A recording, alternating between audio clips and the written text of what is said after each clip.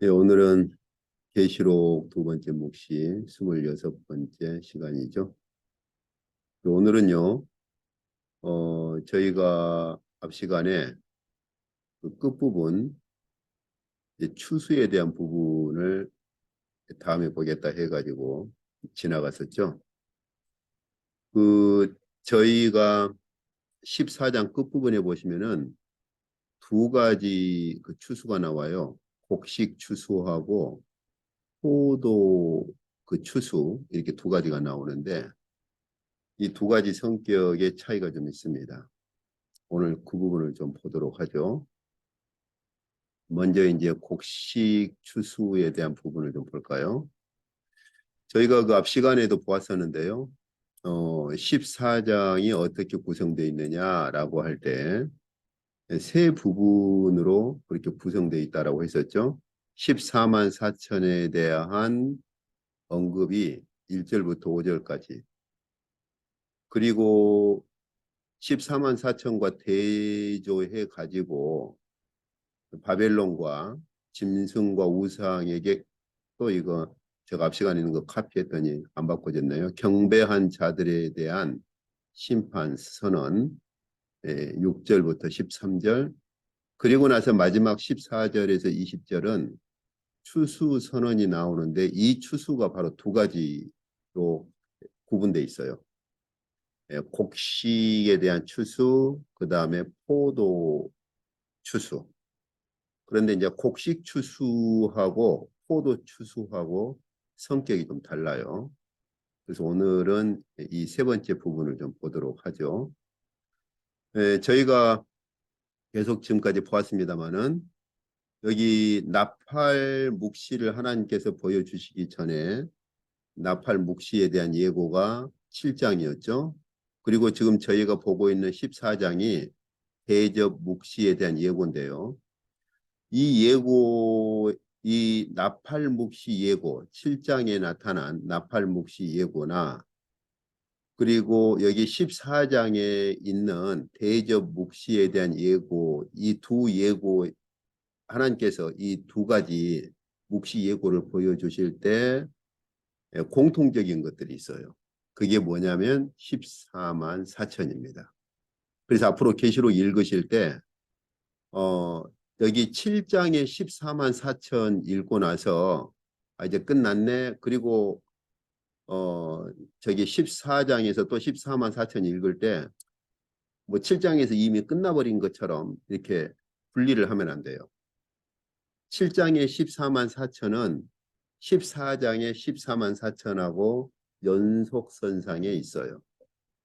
그래서 제가 앞전에 늘 말씀드렸지만, 계시록을 보실 때 반복되는 그런 반복적인 성격과 함께, 그 반복적인 성격은 연속선상에서 반복됩니다. 그러니까 계시록 읽을 때 이 묵시가 계속 연속적으로 그 진행되는 연속선상에 있구나라고 하는 것과 함께, 그러면서도 그 연속선상 안에서 앞에 묵시가 반복되는, 그래서 연속성이라고 하는 것과 반복성이라고 하는 것, 이 두 가지가 같이 공존해요. 근데 이제 제가 지금까지 말씀드린 것처럼 대부분의 학자들은 반복성을 채택하거나 아니면 연속성을 채택하거나, 이렇게 둘 중에 하나만 붙들고 그렇게 늘어지죠. 그런데 그렇게 가면은 굉장히 많은 문제가 발생하고 한계점들이 발생해 버립니다. 자, 그래서 7장에서 저희가 앞 시간에 본 것처럼 어, 하나님의 종들에게 인치기까지, 이 말은 완전히 다 인칠 때까지는 땅이나 바다나 나무를 해치지 말아라 그러죠. 물론 여기 그 다음에 보면 3분의 1씩 그렇게 심판은 있지만, 그건 완전히 다 해치는 건 아니고, 여기 14장에서 이제 그 14만 4천을 인치는 역사가 끝나고 나면 15장부터 시작되는 대접 심판에서 완전히 이제 땅이나 바다나 나무들에 대한 완전한 심판이 집행돼요. 그래서 다 인칠 때까지는 해치지 말아라. 그러면서 하나님께서 그 14만 이 하나님께서 인치고자 하는 자들이 얼마나 되느냐를 들려주셔요. 그래서 여기 인침 받은 자의 수를 내가 들으니라고 그렇게 말을 하죠. 하나님께서 묵시로 보여주실 때 사도 요한에게 완전 그 하나님의 종들을 인칠 때까지는 이런 땅이나 바다나 나무들을 해치지 말아라. 그리고서 사도 요한에게 그 하나님께서 인치고자 하시는 그 수는 14만 4천이다라는 소리 인침 받은 자의 그런 수를 듣는데 그 수가 14만 4천인 거죠. 그런데 이제 14장 보면 드디어 어린 양께서 서 계시고 이제 인침 받은 모든 14만 4천이 드디어 어린 양과 함께 서 있는 걸 볼 수 있지요. 그리고 이제 15장부터 드디어 대접 심판이 시작되고 완전히 전 우주적인 심판이 그 완전한 전 우주적인 심판이 집행돼요. 이렇게 17장을 읽으실 때 14장과의 연결선상 안에서 읽어야 됩니다. 자, 그러면 이제 조금 더 이 부분을 좀 살펴보죠. 그래서 방금 제가 본 것처럼 인칠 때까지는 하나님의 백성들을 인칠 때까지는 해치지 말아라. 근데 어느 정도 인칠 것이냐? 그건 14만 4천인데 각 12지파들 가운데 각 지파들에서 12,000명씩 뽑아서 14만 4천이다 라고 말씀을 하셨죠. 이 14만 4천에 대해서는 저희가 이미 앞에 어떤 의미인가를 다 이미 보았었죠. 자, 그리고 나서 13장에서 지금 12장, 13장, 14장은 대접 그 묵시에 대한 예고라고 했었죠. 여기 12장에서 쫓겨난 용이 짐승을 세워서 이 짐승이 신성모독을 하고 42달 동안 신성모독과 함께 42달 동안 이렇게 신성모독을 하면서 또 성도들을 죽음에 이르게 하죠. 그래서 성도들과 싸워서 이기게 되고 심지어 성도들이 사로잡혀 가기도 하고 또 칼에 그 순교를 당하는 그런 42달의 기간이 이제 발생하는 하는 거죠. 이제 그 기간 동안에 성도들의 인내와 믿음이 그렇게 이제 확증이 되고 성도들의 인내와 믿음이 이제 역사하는 거죠. 그리고 나면 13장, 그리고 나면 14장에서는 드디어 14만 4천이 이제 완성됩니다. 그래서 방금 제가 보신 것처럼 어린 양께서 시온산에 쓰셨고 그와 함께 드디어 하나님께서 인치고자 하시는 모든 14만 4천이 그렇게 어린 양과 함께 서죠.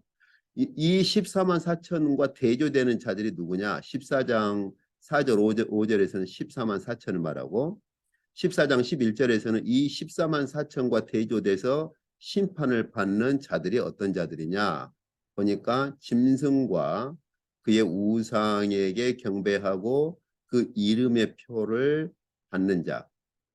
그렇다면 여기 14만 4천은 반대로 말하자면 여기 짐승과 다시 말하면 짐승과 그 우상에게 경배를 하지 않고 그 짐승의 이름의 표를 받지 않는 자가 14만 4천인 거죠. 여기서 결국 저희가 무엇을 할 수 있느냐? 14만 4천의 마지막 완성은 바로 이 42달의 이 고난의 기간을 통과해서 그 42달의 기간 동안에 짐승과 우상에게 경배도 하지 않고 그 이름의 표를 받지 않는 자들이 마지막으로 14만 4천의 완성을 이루어요. 그러니까 다른 말로 하자면 언제 14만 4천이 완성되느냐? 바로 이 42달이 끝나갈 때 그때 14만 4천이 완성되는 것이죠. 그래서 그 종말의 그 기간 뭐 제가 42달에 대해서 지금까지 계속 반복해서 그렇게 봐왔으니까 무슨 의미인지는 아시겠죠. 종말에 그 짐승이 활동하는 마지막 그 기간 동안에 그 기간에 짐승과 우상에게 경배도 하지 않고 그 표를 받지 않는 자들, 심지어 순교당할지라도 사로잡혀가고 순교당할지라도 우상에게 경배하지 않고 그 표를 받지 않는 자들이 마지막 14만 4천을 채우는 거죠. 그리고 나면 이제 15장에서 여기 14장인데 지금 15장으로 되어 있네요. 14장. 그다음에 그리고 나면 15장에서 대접 심판을 하나님께서 허락하시고 그 마지막 심판이 집행됩니다. 그러니까 하나님께서 언제 마지막 심판을 집행하시느냐? 14만 4천을 완성하시는 때가 되면 집행하시는 거예요. 그렇죠? 그러니까 이걸 14만 4천을 문자적으로 봐버리면 문제가 생기겠죠. 초대교회로부터 지금까지 하나님의 인침받은 성도들이 14만 4천밖에 안 되겠어요? 그죠? 한국의 교인 수만 해도. 그죠? 예. 그런데 이제 전에 제가 호주 있을 때 보니까 여호와 증인들은 이 14만 4천을 문자적으로 받아요. 그래서 제가 아니 그럼 여호와 증인이 아직 14만 4천 명도 안 됐단 말이냐 그랬더니 자기들 가운데 또 진짜가 있고 그 위에 상위 그룹이 있대요. 그 상위 그룹이 14만 4천이래요. 그래서 제가 참 속으로 참 말장난한다 싶었는데 그래서 이 14만 4천을 문자적으로 보면은 엄청난 문제가 발생하는 겁니다.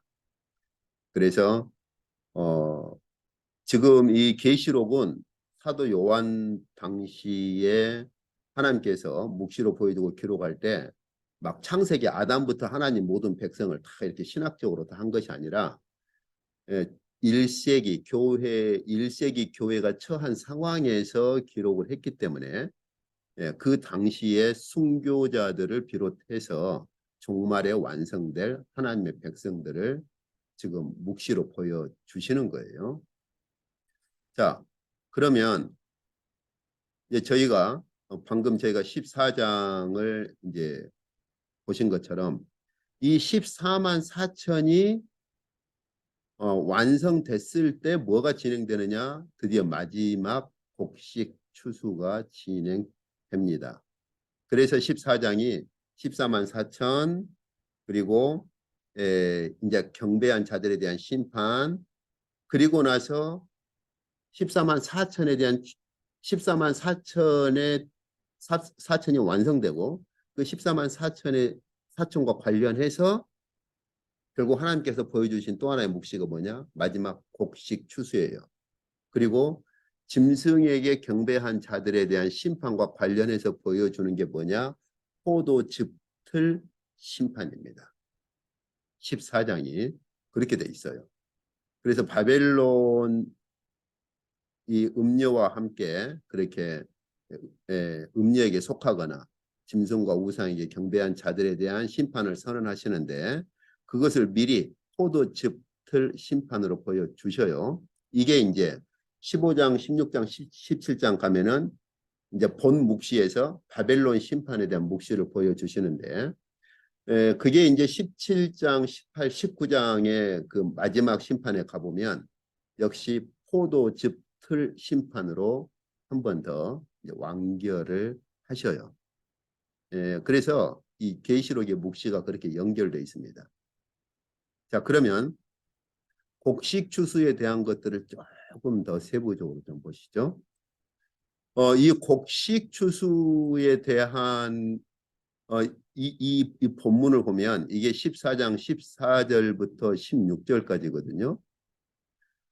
여기 이제 하나님께서 사도 요한에게 또 이제 묵시를 보여주시는데 인자와 같은 계신 분께서 이제 앉아 계시고 근데 그 인자와 같은 분께서 낫을 가지고 있어요. 그러니까 천사가 와서 이제 거둘 때가 됐습니다. 14만 4천이 완성되니까 이제 추수할 때가 됐습니다. 그러면서 이제 추수를 하십시오. 그래서 인자께서 그 큰 낫을 가지고 이 땅에 휘두르니까 땅의 곡식이 거두어지는 모습을 묵시로 보여주신 거예요. 하나님께서 요한에게.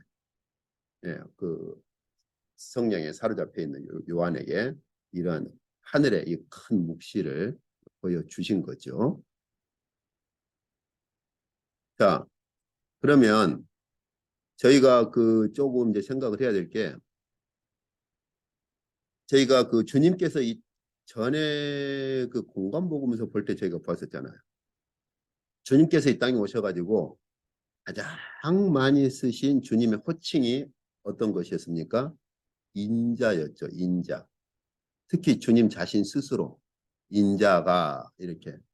그래서 인자께서 그 겪으시는 고난, 그다음에 죽으심, 부활, 이 모든 것들을 말씀하실 때마다 주님 자신께서 친히 사용하신 것은 인자라는 그런 칭호였죠.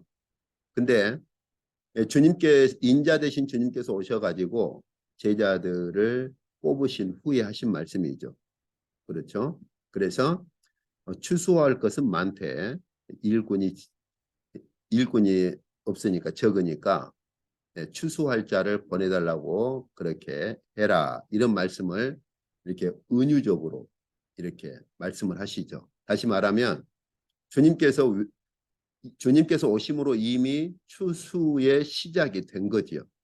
추수의 시작이 됐고 제자들을 부르신 것은 바로 주님과 함께 추수꾼으로 추수할 일꾼으로 그렇게 제자들을 뽑으신 거죠.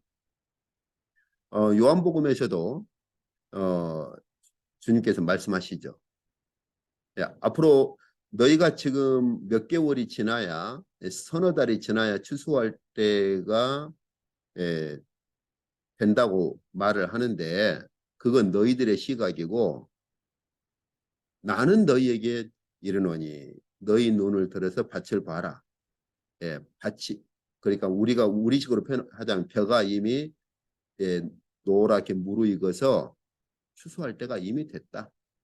주님께서 오심으로 이미 추수 때가 시작됐다는 거죠. 그러니까 주님께서 이 말씀을 하실 때는 추수 때가 되기 전에 서너 달 전에 하신 말씀이죠.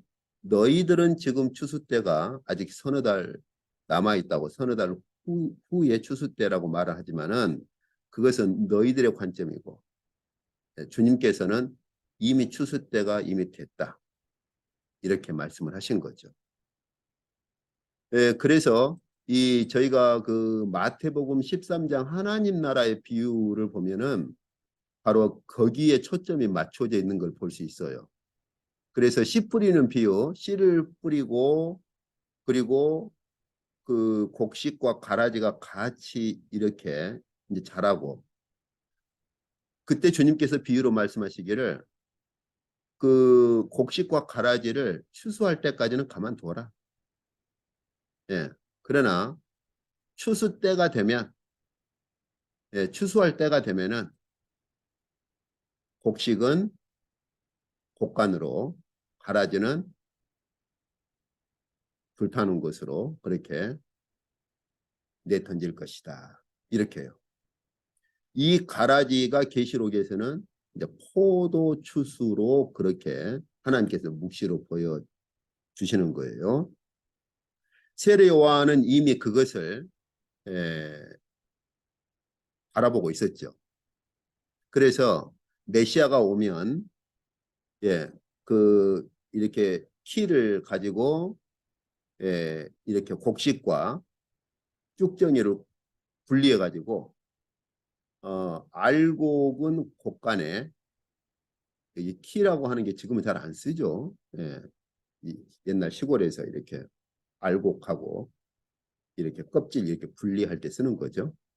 그래서 알곡은 곡간에 들이고 이런 쭉정이는 이제 불에다가 내 던져서 태워버리실 것이다. 근데 이제 세례 요한은 이 알곡과 쭉정이를 이렇게 분리해서 알곡은 곡간에 집어넣고 쭉정이는 불에 태워버리는 이 역사가 메시아가 오면은 바로 그걸 시작할 것으로 기대를 했어요. 그래서 그 전에는 세례 요한이 어떤 경고를 하죠? 도끼가 이미 나무 뿌리에 놓여 있다. 그렇게까지 표현을 해요. 심판이 이제 메시아가 오기만 하면 도끼가 나무 뿌리에 놓여 있는 것처럼 바로 찍어내버릴 것으로 기대를 했어요. 그런데 세례 요한이 감옥에 갇혀서 소식을 들어보니까 도무지 그 심판이 진행되지 않거든요.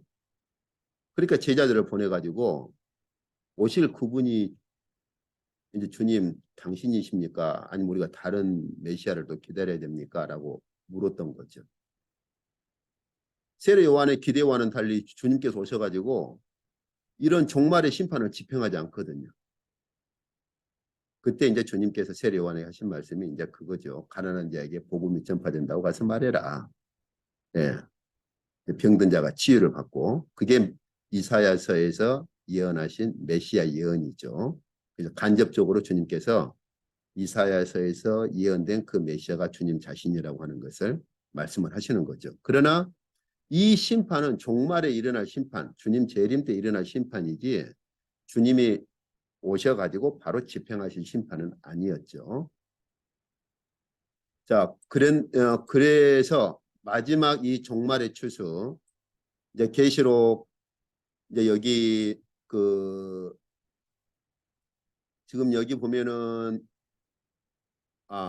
예, 지금 계속 그 마태복음 13장의 비유네요. 여기 지금 마태복음 13장인데 지금 15장 1절로 되어 있네요.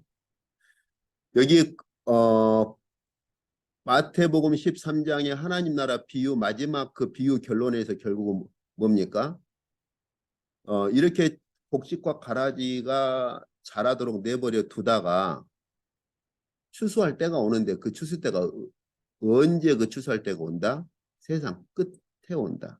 그 추수할 때는 세상 끝에 오고 누가 결국은 추수를 하느냐? 바로 하나님께서 혹은 그리스도께서 천사들을 보내서 추수를 한다.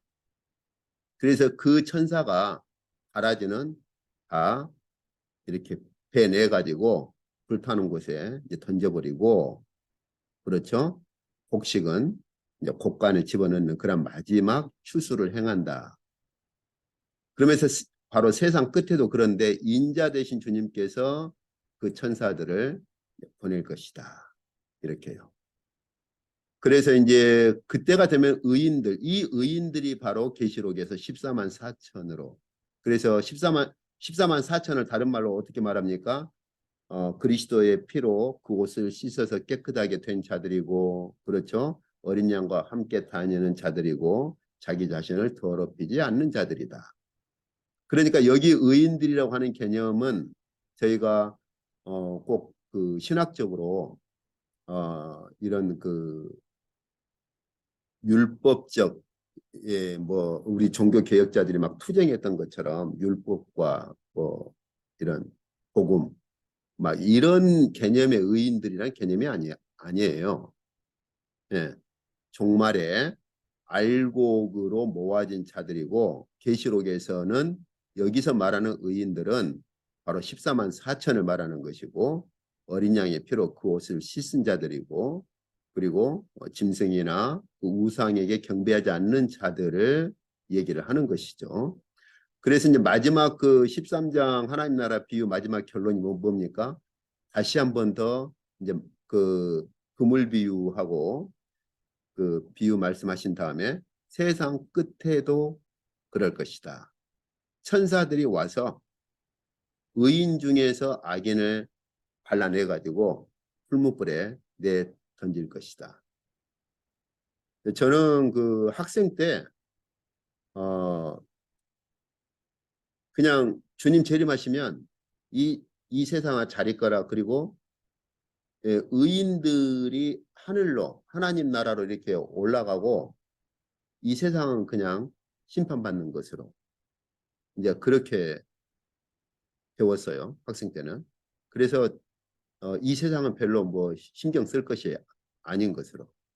그런데 주님께서 비유에서만이 아니라 우리가 계시록에도 보면은 이 세상은 하나님 하늘의 예루살렘이 임해서 이 창조 세계가 하나님 나라화되고 새하늘과 새 땅으로 변화되고 악한 자들이 여기서 쫓겨나가서 하나님 나라 밖으로 쫓겨나가서 영원히 불타는 심판의 장소로 내쫓기는 거죠. 악한 자들이 여기 남아있고 우리만 뽑혀서 하늘로 가는 것이 아니라 반대로 이 세상은 이 창조 세계는 하나님 나라화 되어서 새하늘과 새 땅이 되고 악한 자들이 여기서 쫓겨나가서 풀무불에 내 던져지는 겁니다. 자, 그러면 이제 저희가 포도즙 틀 심판 이게 이제 포도 그 추수거든요. 포도 추수인데 여기 이제 포도 추수를 한번 보시죠. 그 포도즙 틀 심판 예언을 하셔요. 계시록 14장 17절에서 20절을 보시면은 아까는 그 하나님께서 곡식 추수를 인자께서 곡식을 추수하는 그러한 묵시를 사도 요한에게 보여준 다음에 이제는 또 다른 묵시를 사도 요한에게 보여주는데 그게 어떤 묵시입니까?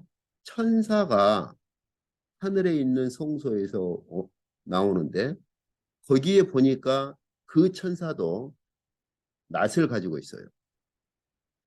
그런데 그 천사가 그 낫을 가지고 포도송이를 거두죠. 추수를 한단 말이에요. 그래가지고 그 거둔 포도송이를 여기 보면은 하나님의 진노의 큰 포도주 틀, 포도주를 만드는 틀에다가 이제 내 던져가지고 하나님의 진노의 심판. 그래서 그 포도주 틀을 이렇게 짓밟아 버리죠. 그러니까 거기서 피가 이 포도주 만드는 그 포도주 틀에서 피가 나오는 거죠. 예. 이 묵시를 두 번째로 보여주십니다. 그러면 여기서 이제 아까 제가 시작할 때 본 것처럼 결국은 14장에서는 먼저 14만 4천이 완성되는 걸 보여주시고 이 14만 4천이 완성되었을 때 이제 마지막 최종 곡식 추수를 하는 걸 볼 수 있죠.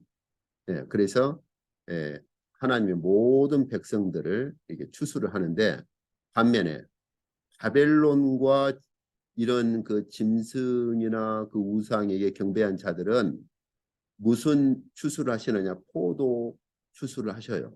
그래가지고 이 추수한 이러한 자들을 포도즙 틀 심판에 내 던져서 이렇게 짓밟아 버리는 마지막 종말의 심판을 행하시는 거죠. 그래서 곡식 추수가 14절부터 16절, 포도 추수와 함께 포도즙 틀 심판이 17절부터 20절까지입니다. 자, 그래서 한번 진행 과정을 좀 봅시다. 저희가 지금까지 계속 보신 것처럼 14장에서 그 진노의 포도즙 틀 심판을 행하시는 것을 사도 요한에게 보여주시죠. 그래서 천사가 포도를 다 거두어 가지고 하나님의 진노의 큰 포도주 틀에다가 내 던져서 그걸 이제 짓밟아 버리죠. 이게 이제 반복되는 게 어디냐? 이게 이제 마지막 세 번째 묵시, 바벨론 심판에 대한 묵시에서 이걸 다시 한번 더 자세히 이제 반복하고 아주 그 구체적으로 이 묵시를 보여주시죠.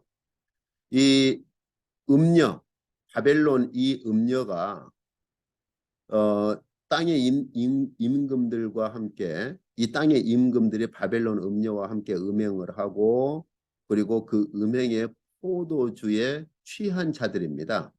이들이 바로 여기 음행이라는 게 꼭 그 이런 간음의 개념만이 아니라 바벨론 음녀 다시 말하면 바벨론과 함께하고 바벨론을 경배하고 섬기는 것 모든 것들 다 표현을 하죠. 그래서 그러한 바벨론과 함께 그 바벨론만이 아니라 바벨론과 함께한 이 땅의 임금들이 바벨론과 함께 행하는 그 모든 것들, 불의와 거짓과 하나님의 백성들에 대한 핍박, 이 모든 것들을 음행의 포도주에 취한 것으로 말합니다. 이렇게. 예, 그래서 이제 여기 17장 이제 세 번째 묵시 바벨론 심판의 결론 부분 19장으로 가보시면은 주님께서 재림하실 때 그때 주님께서 역시 같은 표현을 쓰고 있죠. 전능하신 분의 맹렬한 진노의 포도주 틀을 주님께서 짓밟아버리는 마지막 심판을 집행하시는 거죠. 그러니까 여기 14장의 묵시 예고에서는 뭐를 보여줘요?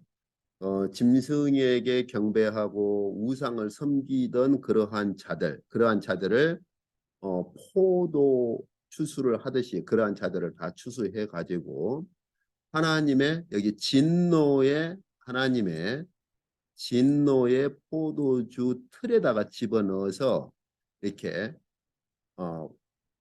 밟아버리는 심판을 행하시는데 이것을 구체적으로 17장부터 19장까지 이게 이제 그 세 번째 묵시 아닙니까? 이 세 번째 묵시 본 묵시에서 이 예고 묵시를 세 번째 묵시 17장부터 19장까지 해서 아주 구체적으로 자세하게 다시 보여주시는 거예요.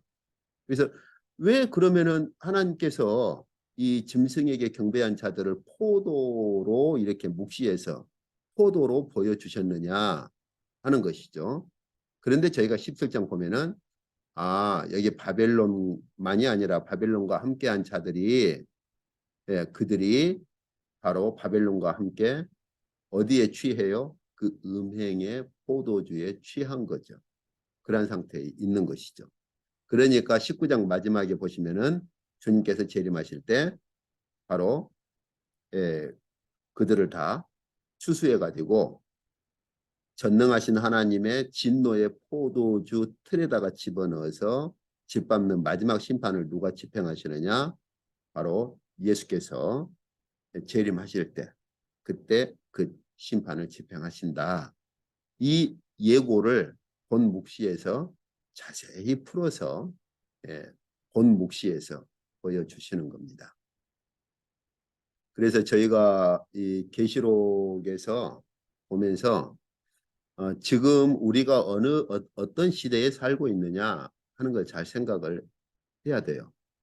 지금 하나님께서 지금 14만 4천을 인치고 계시는 그런 과정이고 주님 재림하시면 이러한 저희들이 하나님의 복식으로 이렇게 주님 재림하실 때 이러한 14만 4천을 인친 자들 이러한 자들을 추수한 자들로 추수를 하셔서 이제 하나님 나라의 곳간에다가 집어넣는 마지막 종말의 역사가 이제 진행되는 것이죠. 근데 이제 저는 이제 이 계시록만이 아니라 본문들을 쭉 보면서 한편으로는 오늘날 그리스도인들이 좀 과연 이 42달 정말 극심한 핍박의 시대 심지어 주님께서는 창세 이래로 그런 핍박이 없었다고 표현하실 정도인데 과연 그런 정도의 핍박이 오면 얼마나 그리스도인으로 남아있을까 그런 생각들을 좀 가끔 합니다. 오늘날 그리스도인들이 너무나 표현을 어떻게 해야 될지 모르겠는데 좀 보면 다 그런 건 아닌데 그런 부분들이 있어요. 좀 귀족적인 그리스도인들. 그러니까 자기 자신의 생활을 누릴 대로 어떤 보면은 그냥 자기의 그 생활의 그 편리라든지 생활의 그런 안위함을 다 이렇게 누리고 그리고 그런 것들을 그렇다고 제가 그런 삶이 다 버려야 되느냐 저는 그 말이 아니라 그 누리는 그 삶에 의존하는 정도가 정말 42달 동안의 극심한 핍박이 왔을 때 그걸 다 잃게 되더라도 인침받은 자로 14만 4천으로 남아있을 자가 얼마나 있을까? 그 부분에 대해서는 저는 상당히 좀 많은 생각들을 하게 돼요.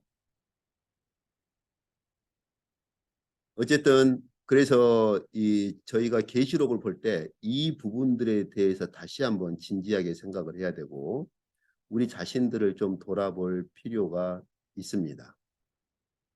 자, 그리고 이제 이 포도 추수의 그 배경을 좀 저희가 볼 필요가 있어요. 왜 하나님께서 계시록에서 사도 요한에게 이 포도 추수를 마지막 종말의 심판으로 이렇게 묵시해서 보여주셨느냐 하는 거예요. 뭐 다른 것도 다 쓸 수 있는데 사실 포도라고 하는 것은 구약에서 이스라엘 백성에게 부정적인 그런 과일은 아니에요. 예. 그런데 하나님께서 그 요엘 선지자에게 주신 이 예언을 보면은 여기 요엘서 3장 11절부터 15절 말씀인데 사실 여기 그 계시록 14장의 포도 추수에 대한 배경이 요엘서의 예언의 성취로 보여주신 거예요. 그래서 요엘서 3장 11절부터 15절을 보시면은 먼저 11절에서 하나님께서 이렇게 말씀하시죠. 모든 민족들아 다 이제 모여라.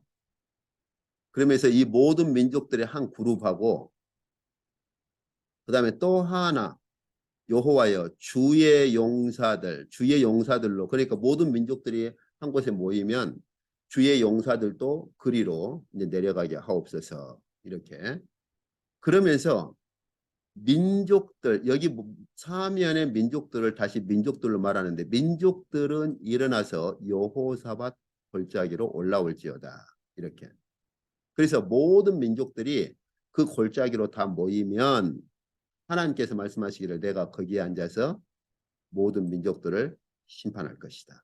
이게 하나님께서 요엘 선지자에게 말씀하신 종말에 대한 이 모든 민족들을 심판하실 것에 대한 예언인데 그런데 보세요. 그 심판을 어떤 그 용어로 이 말씀을 하시느냐. 너희는 낫을 쓰라. 곡식이 다 익었다. 와서 밟아라. 하나님의 용사들이 와가지고 그 거기를 밟으라고. 근데 보세요. 포도주 틀이 가득 차고 포도주 독이 넘치니 그들의 악이 큼이라. 다시 말하면 하나님께서 종말의 심판을 집행하실 그때까지 이 민족들이 행하는 악이 흘러 넘칠 대로 흘러 넘쳐서 정말 그들을 담은 포도주 틀을 짓밟을 때 아주 심지어 포도주 틀이 가득 찰 정도로 그들의 악이 그렇게 가득 차게 된다는 것이죠. 마지막 하나님께서 종말의 심판을 집행하실 때. 그래서 그 종말의 심판을 집행하시는 그때가 언제입니까? 바로 여호와의 날이 바로 여호와의 그 날이라고 말을 하죠. 여호와의 날이 가까웠다. 해와 달이 캄캄하며 별들이 그 빛을 거두고 잃어버린다는 거죠. 이게 바로 계시록에서 하나님께서 묵시로 보여주신 바로 종말의 심판 때 일어나는 것 아닙니까? 그러니까 그 종말의 심판 때가 되면은 하나님께서 모든 민족들을 다 불러 모아서 심판을 하시겠다는 거죠. 이게 이제 저희가 계시록 뒤에 가보면 아마겟돈 전쟁이죠. 그렇죠? 그래서 이런 그 짐승의 영, 더러운 새 영, 영으로부터 나오는 더러운 영, 그 다음에 첫 번째 짐승으로부터 나오는 더러운 영, 그 다음에 두 번째 짐승으로부터 나오는 더러운 영, 새 영이 모든 민족과 왕들을 미혹해가지고 한 곳으로 모이게 하죠. 하나님을 대적하도록. 그게 이제 아마겟돈 전쟁이죠. 예. 바로 그때 아까 저희가 계시록 19장 마지막에서 본 것처럼 주님께서 재림하셔서 포도즙 틀을 짓밟아 버리는 심판을 집행하시죠. 그것을 미리 예고로 보여주신 게 바로 14장에 있는 포도 추수와 함께 포도주 틀을 짓밟는 그 묵시에서 미리 예고로 보여주신 건데, 그 요한계시록 14장에서 그 포도 틀을 짓밟는 그 심판에 대한 예언을 요엘 선지자에게 이렇게 미리 이미 하신 거예요. 그래서 그 요한계시록 14장을 이해를 하려면 이 요엘서 배경을 또 저희가 같이 읽어야 되고, 이 요엘서 배경을 잘 알아야 됩니다. 그래서 이미 요엘 선지자에게 종말의 심판을 포도주 틀을 짓밟아버리는 심판으로 이미 예언을 하셨어요. 그것을 사도 요한에게 요한계시록 14장에서 예고 묵시로 먼저 보여주시고 19장에서 본 묵시에서 재림하시는 예수께서 완전히 그 포도주 틀을 짓밟아버리는 심판을 집행하시는 것을 본 묵시에서 보여주신 겁니다. 자, 그래서 이제 저희가 여기서 한 가지 이제 조금 더 좀 한 가지 이제 더 좀 살펴보고 정리를 한번 해보시죠.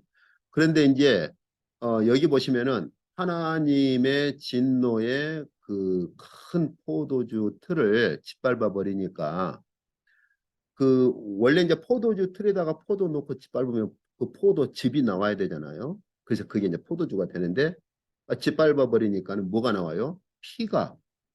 피가 거기서 흘러나오는데 이게 그 번역이 굉장히 이해하기 어렵게 돼 있어요. 말 굴레까지 닿았다 이렇게. 무슨 말이냐면 그 피가 어느 정도로 그 포도주 틀에서 피가 어느 정도로 흘러나오느냐, 말 굴레 그 말 그 곱비 있잖아요. 그 피가 말 곱비에 찰 정도로까지, 다시 말하면 우리가 그 홍수가 나가지고 강물에 이렇게 물이 흐르면 어, 말이 만약에 거기에 있을 때, 그 강에 있을 때 홍수가 나서 물이 흐르면 그 물이 막 말 무릎에 오르고 가슴에 오르고 말 곱비에까지 이렇게 물이 찰 수 있잖아요. 이렇게. 그죠? 바로 그 표현이에요. 그 포도 하나님의 진노의 포도주 틀을 짓밟아 버리니까는 피가 어느 정도로 흐르느냐, 그 피가 강물처럼 흘러서 이렇게 말 그 곱비에까지 찰 정도로 피가, 이게 피의 강이 흐르는 거죠. 피의 강이. 근데 그 피의 강의 길이가 어느 정도 길이냐? 1600 스타디온에 이를 정도로. 그러니까 말이 이렇게 서 있을 때 말 곱비에 찰 정도로까지 그 죄인들의 피가, 예, 그 죄인들의 피가 강을 이루어서 그 피의 강이 어느 정도로까지 그렇게 차오르느냐, 말 곱비에 이를 정도로까지 그 피가 올라서 그 강이 길이가 1600 스타디온에 이를 정도로까지. 한 스타디움, 우리가 그 스테디움이라고 하잖아요. 이 스테디움이란 말이 바로 이 그리스, 예, 이제 스타디온에서 온 거거든요. 그래서 보통 한 400m 경주 길이를 한 스타디온이라고 그러는데, 이게 1600 스타디온이면 저희가 정말 길이가 상상을 할 수가 없는 거잖아요. 그만큼 악이 그렇게, 주님 마지막 재림하실 때는 악이 그 정도로 악이 그렇게 가득 차오른다는 것이죠. 그래서 그 악한 자들을 심판했을 때 그 악한 자들의 피가 강물을 이루고, 그 강물이 어느 정도 강물이냐, 말 곱비에 이를 정도로까지 차오르는 피가, 그래서 말 곱비에까지 이렇게 차오를 정도의 피의 강물이 흐르는데 그 강물의 길이가 1600 스타디온, 그러니까 1600 스테디움의 길이만큼 강물이, 그렇게 피의 강물, 심판의 피의 강물이 흐르는 것을 하나님께서 사도 요한에게 이제 보여주시는 건데요. 근데 여기 1600 스테디온이라고 하는 것을 저희가 조금 더 좀 살펴보시죠.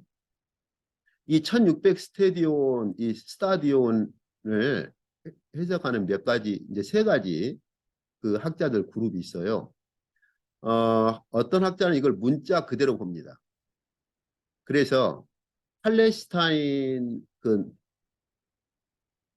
남쪽부터 북쪽까지의 전체 길이가 1600 스타디온이라고 그렇게 보죠. 어쨌든 길이를 그렇게 봅니다. 그렇게 봐가지고 아마겟돈 전쟁 당시에 이 피가 북쪽에 이제 무기또라는 곳에서 요단강 골짜기로 이렇게 흐르게 될 것이다. 이렇게 문자적으로 봐요. 오스본이라는 학자인데 좀 실력 있는 학자죠. 근데 사실 이 이론은 설득력이 없는 것이 저희가 이제 다음 주에 한 번 더 좀 몇 가지를 더 자세하게 볼 거거든요. 이제 저희가 다음 주에 보시겠지만 진노의 그 포도주 틀 심판은요. 하나님의 성 안이 아니라 하나님의 성 밖에서 행해집니다. 다시 말하면 하나님 나라 밖에서 이루어지는 심판이에요. 하나님 나라 안에서 집행되는 게 아니에요. 이스라엘 안에서 집행되는 게 아니다 그 말이에요. 그렇기 때문에 이 이론은 좀 설득력이 없고 문제가 있죠. 그렇기 때문에 이제 그레고리 그 비엘이 이런 한계성 때문에 그 길이를 어떻게 보느냐? 이스라엘 나라 밖에 두로와 이집트 국경에서 팔레스타인까지의 거리를 1600 스타디온의 길이로 그렇게 봅니다. 근데 이것도 문제가 있어요. 왜냐하면 오늘날 그 두로와 이집트 국경에서 팔레스타인 그 국경 그 거리하고 지금 그 주님 당시 때 두로와 이집트 국경에서 팔레스타인 그 경계하고는 전혀 개념 자체가 다를 뿐만 아니라 그리고 이 길이는 현대적 그 이런 킬로미터 그 길이를 가지고 구성을 한 것이지 그 당시에 이런 그 지리적인 길이 여건이라든지 오늘날 그 지리적인 여건하고 그 당시 지리적인 여건하고 너무 차이가 있을 뿐만 아니라 이게 뭐 적용이 잘 안 돼요. 그리고 실제 이렇게 적용을 해도 정확히 1600 스타디온 길이가 안 나올 뿐만 아니라 이 1600 스타디온이라는 것 자체를 정확한 길이를 우리가 말할 수 없어요. 왜냐하면 스타디온이라고 하는 이 길이 저희가 가령 성경에 구해 보면 규빗이라고 하는 거 있잖아요. 규빗도 그 당시 그 자가 없었기 때문에 이 팔꿈치에서 이 가운데 가장 긴 손가락 이걸 한 규빗이라고 했거든요. 그렇기 때문에 편의상 우리가 오늘날 말할 때는 대략 뭐 예, 한 뭐 30cm 정도 뭐 그렇게 뭐 이렇게 우리가 오늘날 자로 이렇게 계산할 때는 대략 이 정도 되지 않겠느냐라고 하는 건데 스타디온도 그 당시 정확한 오늘날 우리가 말하듯이 몇 센치 몇 미터 이런 길이는 없어요. 그렇기 때문에 이걸 문자적으로 적용한다는 것 자체가 이게 좀 안 맞는 거예요. 예. 그러다 보니까는 이제 그레고리 빌이 여기 그 오스번이 말한 팔레스타인 남북 길이로 그렇게 주장하기에는 문제가 생긴단 말이죠. 왜? 이 심판은 하나님의 성 밖에서 행해지니까 이스라엘 밖에서 행해져야 되니까. 그래서 이 이스라엘 밖에 두로와 이집트 국경에서 팔레스타인까지 거리를 1600 스타디온으로 이렇게 보기도 하는데 이것도 이제 무리가 있죠. 그러다 보니까 이제 그레고리 밀이 이 1600 스타디온을 상징적으로 해석을 합니다. 그래가지고 어떻게 보느냐? 4의 제곱하고 10의 제곱을 곱하면 1600 스타디온, 1600이 나온다 이거죠. 그럼 4와 10은 뭐냐? 이건 온전한 수다. 이렇게. 근데 또 1600은 40의 제곱으로도 또 봐요. 근데 40은 뭐냐? 형벌의 수다. 어떤 형벌이냐? 이스라엘 백성이 광야 40년 동안 이렇게 고생을 했잖아요. 어떻게 생각하세요? 저는 이런 그 오스본이나 이런 그레고리 빌의 이론들을 읽으면 이게 도대체 주후 1세기에 하나님께서 묵시를 주실 때 사도 요한이 이렇게 하나님께서 사도 요한에게 이게 과연 의도하셨던 거고 사도 요한이 발행한 우리가 생각해 봅시다. 하나님께서 묵시로 악한 자들을 심판할 때 포도주 그 틀에다가 넣고 밟으니까 피가 말 고삐에 이를 정도로 피의 강이 차올라서 1600 스타디온을 흐르는 그런 모습을 묵시로 보여주실 때 사도 요한이 아 저건 4의 제곱 곱하기 10의 제곱이구나. 그리고 4하고 10은 완전수지 아니면 1600은 40의 제곱인데 40은 이러고 있었을까요? 어떻게 생각하세요? 참 물론 계시록에 당연히 상징적인 요소가 많이 있죠. 그런데 상징적인 요소가 있는 부분은 상징적으로 당연히 봐야겠지만 이런 숫자를 이렇게까지 오늘날 우리 개념으로 막 집어넣어서 이렇게 풀어가면 사도 요한이 묵시를 보고 있을 때 저건 4의 제곱 곱하기 10의 제곱이야. 이러고 있었겠습니까?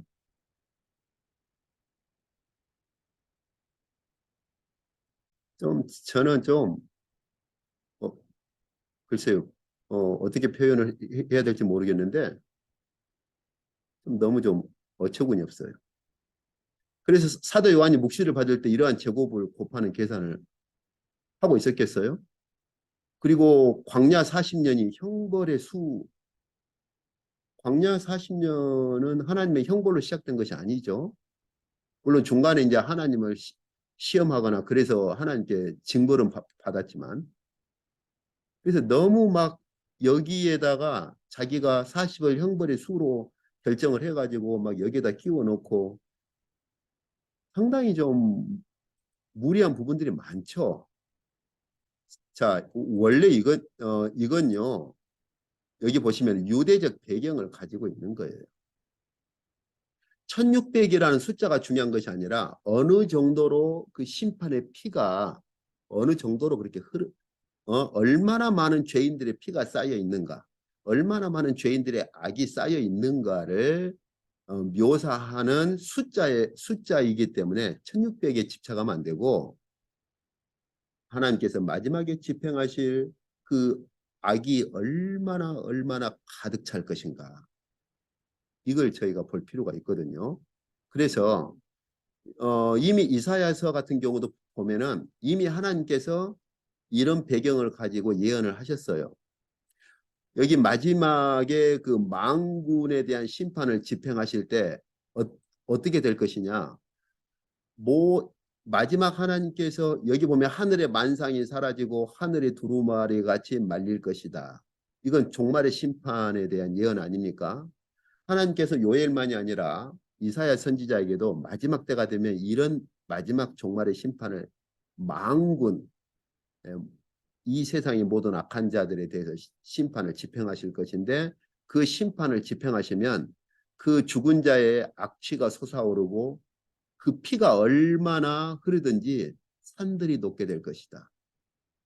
이 정도로 악한 자들의 악이 쌓일 대로 쌓일 것이다. 그 말이에요.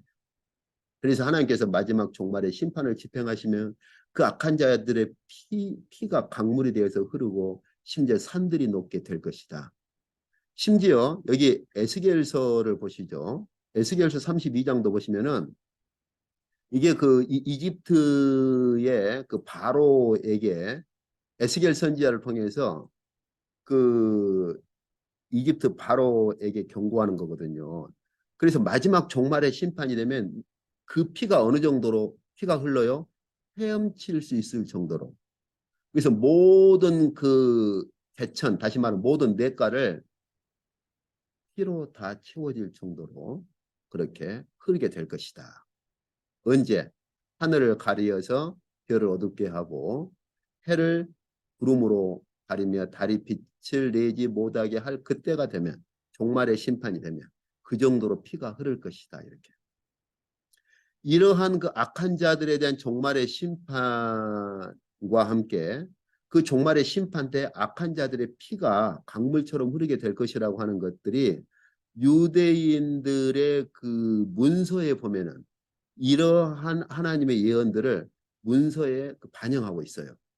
우리가 이제 그 우리 한글 성경으로는요, 그 외경이라고 그럽니다. 그 공동 번역 뒷부분에 보시면 그 외경으로 번역돼 있는데, 이 외경 문서들 같은 경우는 뭐 한번 관심 있는 분들은 그 캐톨릭에서 번역한 공동 번역 성경 뒷부분에 보면 성경 말고 외경 그 번역된 부분이 있으니까 거기서 또 한번 보시면 돼요. 마카비서라든지 뭐 에스라 이쪽 문서들 같은 것들 어쨌든 간에. 근데 그 문서들 보시면은 어떤 표현이 있어요? 개울이 그들의 피로 흘려 내릴 정도로, 다시 말하면 그들의 피가 이런 그 하나의 개울을 형성할 것이고, 말들은 그들의 가슴까지 차는 죄인들의 피의 강을 걸어갈 것이다. 어떤 사람은 이제 문자적으로 번역해가지고 말이 어쨌든 피를 통해서 걸어간다만 그렇게 번역한 책들도 있던데, 그 번역은 조금 너무 어색한 번역이고, 한마디로 그 마지막 하나님의 종말의 심판 때가 되면은 악한 자들의 피가 어느 정도로 흐를 것이냐면 말의 가슴까지 찰 정도로 피가 흘러서 말이 그 피의 강을 걸어가게 될 것이고, 병거는 아예 그 피의 강에 이렇게 가라앉아서 보이지 않게 될 것이다. 이게 바로 그 당시 유대인들이 하나님의 이러한 종말의 악한 자들의 심판의 예언을 반영해서 자기들의 문서에 기록한 것들이에요. 여기 이제 그 복함 같은 경우는 복함의 그 뛰어난 것이 유대 배경 문서, 유대인들의 외경이라든지 유대인들의 문서 쪽에 굉장히 탁월한 깊이가 있는 계시록 분야의 학자지요. 그러다 보니까 그런 부분에 있어서는 굉장히 뛰어난 실력이 있어요. 우리나라 이필장 교수가 복함 밑에서 공부해가지고 역시 그쪽 분야에 많이 관심을 가지고 있고, 그쪽 분야로 그렇게 이제 글들을 쓸 때도 복함의 배경을 많이 인용을 하죠. 계시록 이번에 쓸 때도 그랬고. 근데 이제 과도하게 또 유대인의 배경 문서에만 복함은 너무 집착을 해가지고, 앞전에 제가 말씀드렸죠. 적용 안 되는 것까지도 적용을 하는 그런 과도함이 있지만 이 부분은 굉장히 도움이 돼요.